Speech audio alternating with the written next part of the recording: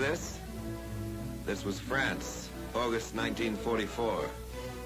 It was a kind of honeymoon for the American Army and the American people. Remember, at home we were worrying about reconverting war plants to civilian production. Remember, we were worrying that we would be left with too many shells and too many tanks when the war ended. Remember, we were looking around for a job in some civilian industry so we wouldn't get caught short when the need for machine guns and bandages was suddenly over. On December 16th, the triumphant cheers died down in Europe.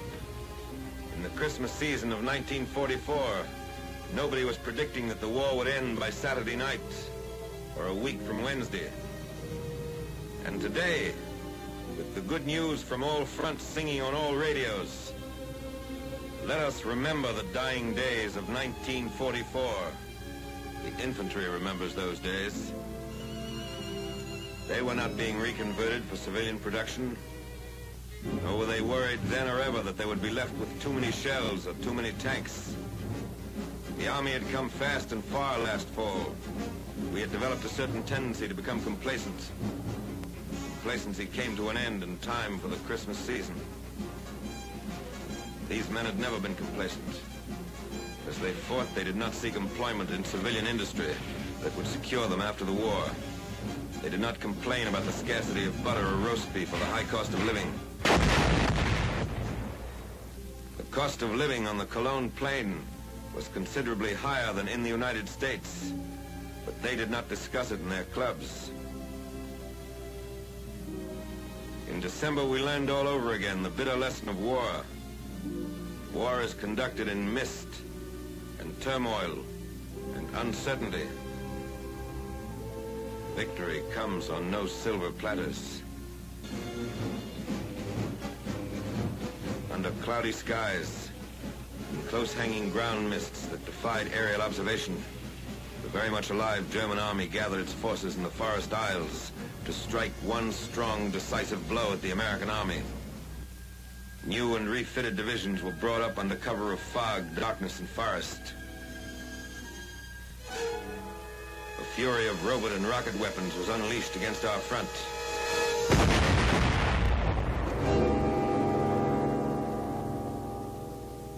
In one day, the enemy smashed through the defenses of the American First Army on a 45-mile front and was biting deep into Luxembourg and Belgium. In 24 hours, the initiative changed hands, and the German army, which had put the word blitzkrieg into all languages, unleashed its desperate offensive. They had picked a time when the weather prevented us from using the air weapon, the weapon in which we decisively outweigh them.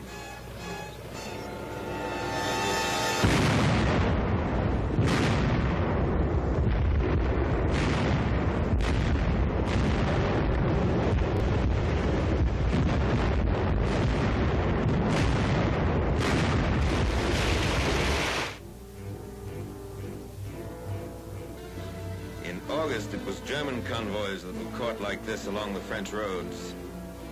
Now it was our convoys, ruined, burning where they'd been overrun.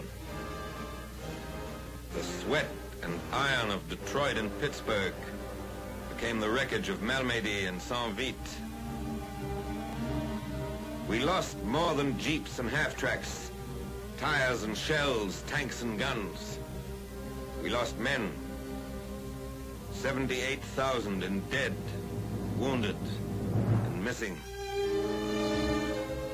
Unarmed and defenseless American prisoners, comrades of these men, fell to the machine guns of our enemies. Men who had not retreated since their arrival in Europe plodded back along the mean roads of winter Belgium. Convoys of trucks streamed to the rear with supplies that had been painstakingly accumulated at forward dumps. Supplies that could not be moved were put to the torch. Millions of man-hours of work to be put in all over again. To stop counterattacks, huge new reserves of supplies are called for. But that is how a war is.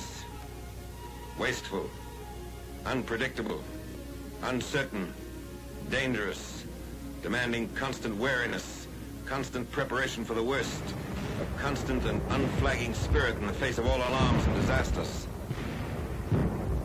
Gallant American units, surrounded and cut off, fought in a sea of enemy armor.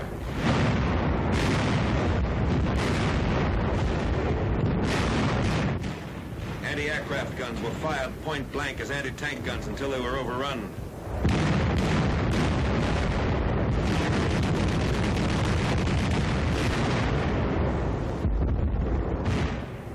Cooks, bakers, quartermaster, and line of communications troops picked up their rifles and fought tenaciously against Nazi columns.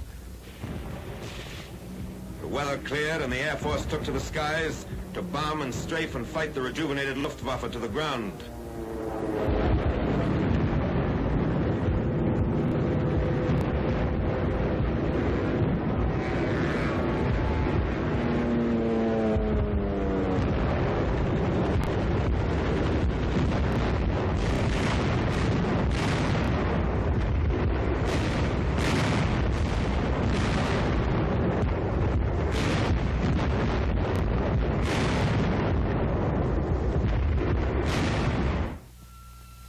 The army held in Belgium.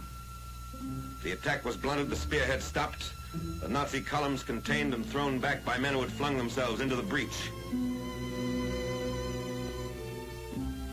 In the wild gamble of war, a momentary equilibrium had been gained.